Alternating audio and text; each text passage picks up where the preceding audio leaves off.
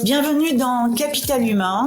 Je suis Magali Siméon, ancienne dirigeante, membre de Comex dans des grands groupes et coach. J'ai vu à quel point les équipes, le capital humain peut transformer une entreprise. Mais la réalité est parfois difficile. Est-ce que vous avez du mal à attirer ou garder les meilleurs talents? Est-ce que vous êtes parfois frustré devant certains départs? Ou est-ce que vous vous demandez combien de vos salariés se lèvent chaque matin avec l'envie de donner le meilleur d'eux-mêmes? Dans ce podcast, nous proposons des histoires inspirantes et vraies, des stratégies concrètes pour transformer votre capital humain en un véritable levier de succès.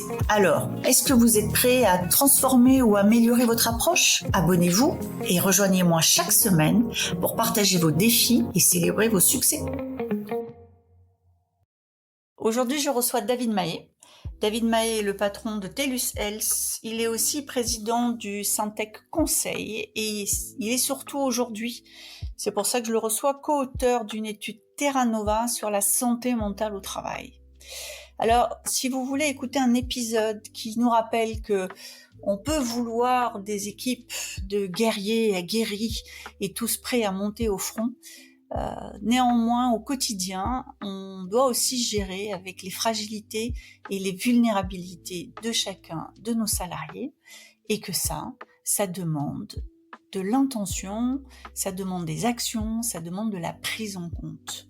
Et c'est dans un ensemble cohérent et global qu'on peut être capable de prendre soin et de faire en sorte que, vulnérable ou pas, chacun des salariés contribue à l'efficacité et à la performance de l'entreprise.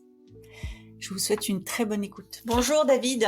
David, merci d'être là avec nous aujourd'hui parce que vous êtes très concerné par tous les sujets de santé mentale dans l'entreprise et depuis très longtemps. Vous avez contribué très récemment à une étude qui vient de sortir par l'Institut Terra Nova dont on va discuter.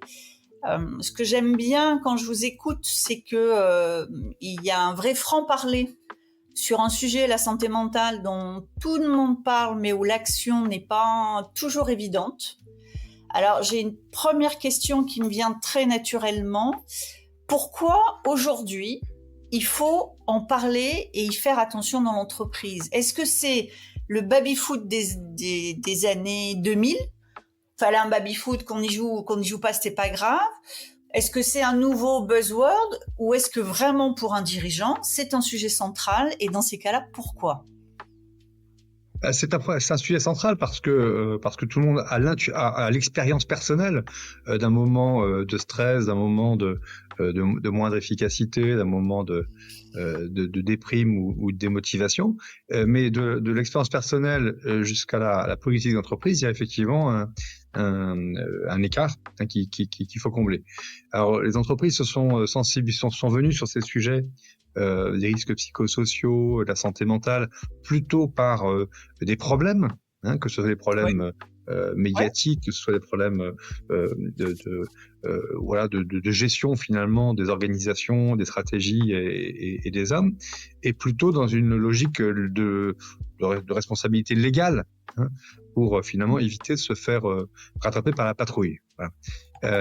On a découvert ce secteur donc il y a à peu près une trentaine d'années en France et notamment je pense à Patrick Légeron qui est le fondateur de Stimulus, qui avait été un des pionniers finalement pour sensibiliser les COMEX au fait que tôt ou tard ça deviendrait un sujet pour les dirigeants d'entreprise, pas uniquement pour respecter la loi, mais aussi pour développer les femmes et les hommes et réussir à développer les entreprises. Là aujourd'hui on est effectivement dans un moment qui est clé, parce que le sujet de la santé mentale, notamment auprès de la jeunesse, trouve un écho extrêmement fort.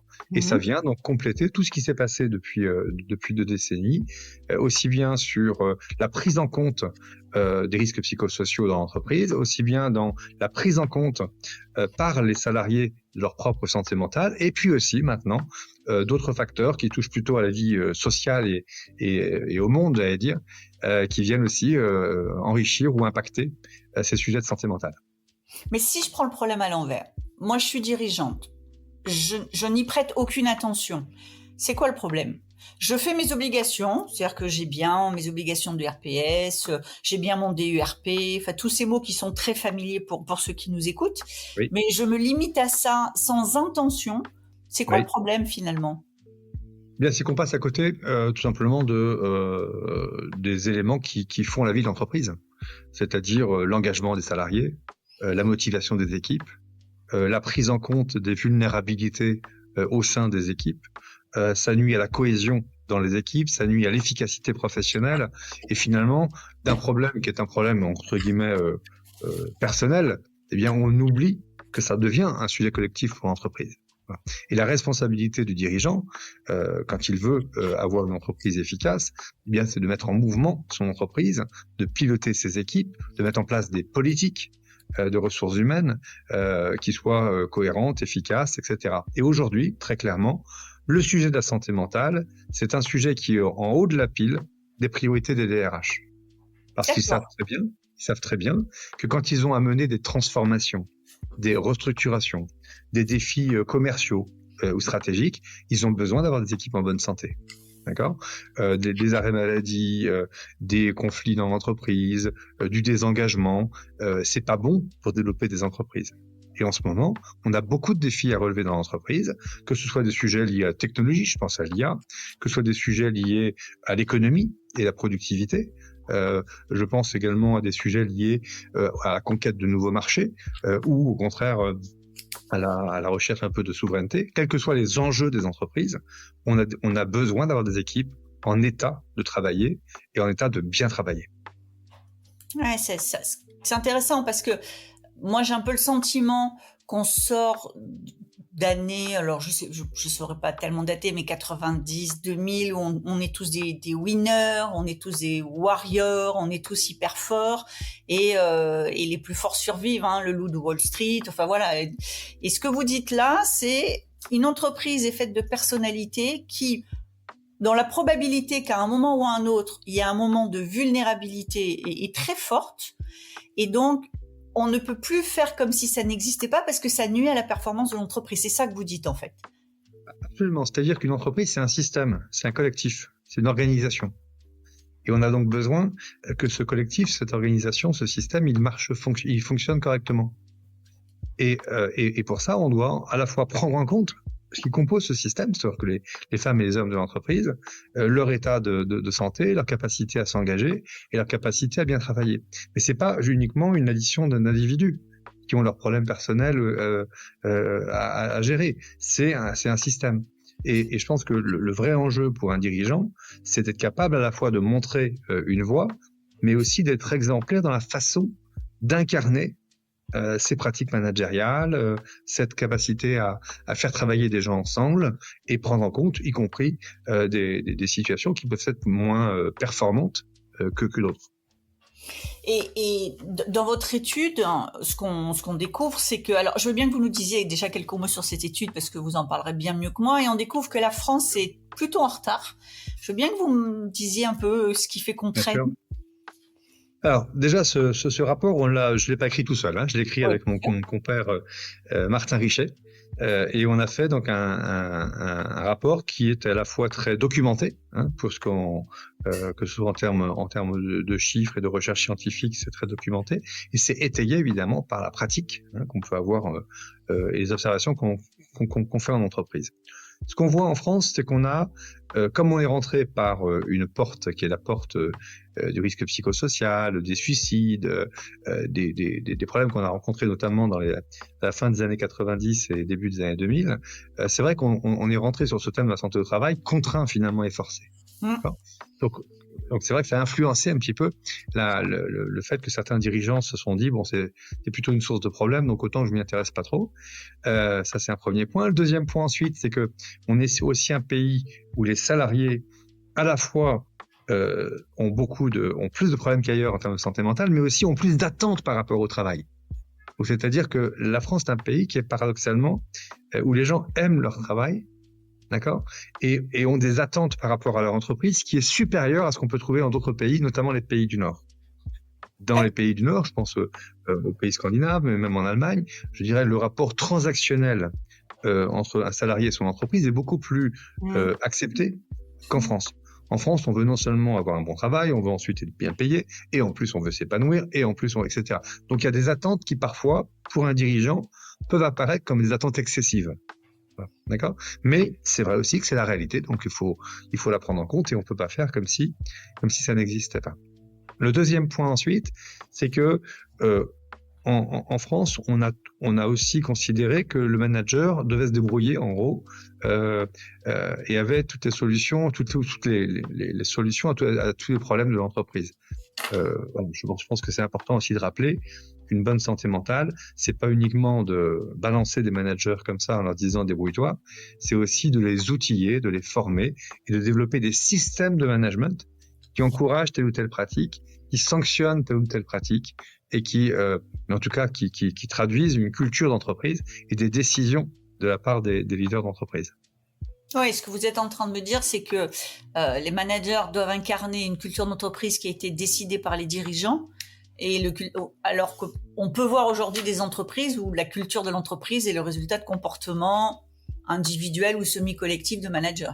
C'est ça, c'est qu'il y a une sorte de paresse intellectuelle qui fait que certaines entreprises n'ont pas finalement voulu définir comment on travaille au sein de l'entreprise, comment on se comporte, comment on accueille telle ou telle situation, comment est-ce qu'on traite, etc. Donc à la fois on veut être très attractif, mais c'est aussi que l'entreprise est très poreuse. Donc si on veut être attractif, il faut aussi qu'on puisse avoir une promesse finalement qui soit à la hauteur des pratiques. Et alors, si vous deviez expliquer un COMEX en 5 minutes, parce que souvent les COMEX, ils nous donnent 45 minutes, ils nous expliquent qu'ils sont en retard, que finalement on n'en aura que 7, vous connaissez ça. En 5 minutes, pourquoi la santé mentale doit devenir une priorité stratégique maintenant? Très bien. En général, dans un COMEX, vous avez toujours une bonne conscience des enjeux, des défis que collectivement le COMEX doit relever. D'accord? Et la question, c'est que pour relever ces défis, il y a toujours des questions liées à la capacité du collectif, du corps social, des femmes, des hommes de l'entreprise, à finalement avoir les bonnes compétences, bien se comporter, accepter et accompagner un changement, se développer éventuellement de nouvelles pratiques, etc. Et donc finalement, à chaque fois qu'un COMEX a une décision à prendre, il y a toujours une condition de succès qui est liée à l'état de santé des salariés. Toujours. Donc ça, c'est un premier point qui doit engager l'ensemble des dirigeants à être sensibles à la fois à l'état de forme de leurs équipes et aux actions nécessaires pour mettre en mouvement ou adapter le corps social. Aujourd'hui, toutes les entreprises sont confrontées à des défis considérables qui nécessitent des ajustements. Des ajustements, ça peut être en volume, faire plus avec moins. Ça peut des ajustements liés aux compétences. Compétences liées aux technologies, compétences liées à tel ou tel outil, compétences liées à telle ou telle langue, etc. Bon, en tout cas, on a beaucoup à chaque fois de défis à relever. Et la question qui est posée immédiatement, c'est est-ce que j'ai la bonne équipe pour relever ces défis et comment je fais pour muscler, ajuster ces équipes. Voilà. Donc ça, c'est un premier point. Il n'y a pas un dirigeant dans un COMEX qui n'ait pas cette préoccupation. Le deuxième point ensuite, c'est que c'est la cohérence entre ce qu'on dit et ce qu'on fait.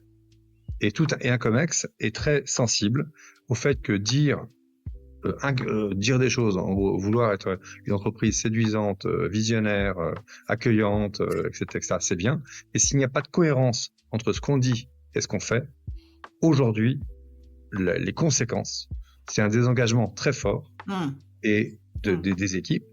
Ça peut être aussi quelque chose de très silencieux. Hein. C'est pas forcément d'accord, c'est des gens qui vont bien travailler, qui vont moins s'engager, qui vont être un peu plus en arrêt maladie, etc., etc. Et beaucoup de membres de COMEX aujourd'hui constatent ce désengagement. Donc pour réengager les salariés, il y a aussi besoin de réenchanter le travail et donner de la cohérence entre ce que les leaders souhaitent incarner et la façon dont concrètement ils les incarnent.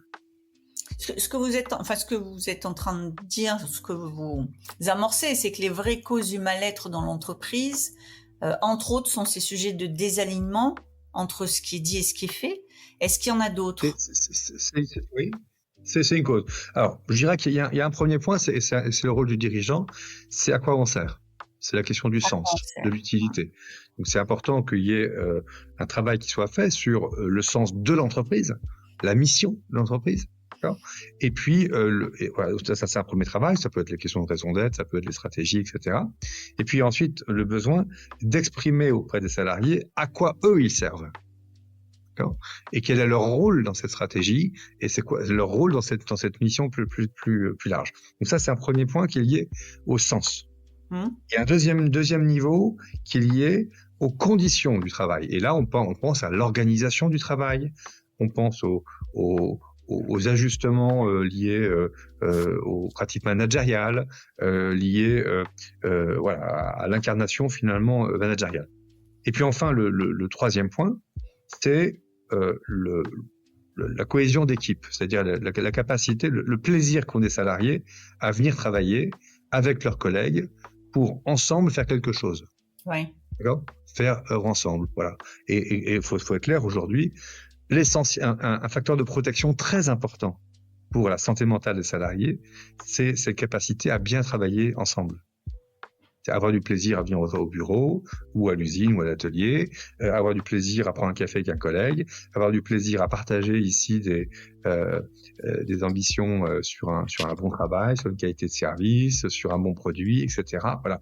Et on oublie souvent justement ces efforts qui sont liés justement à l'organisation collective du travail.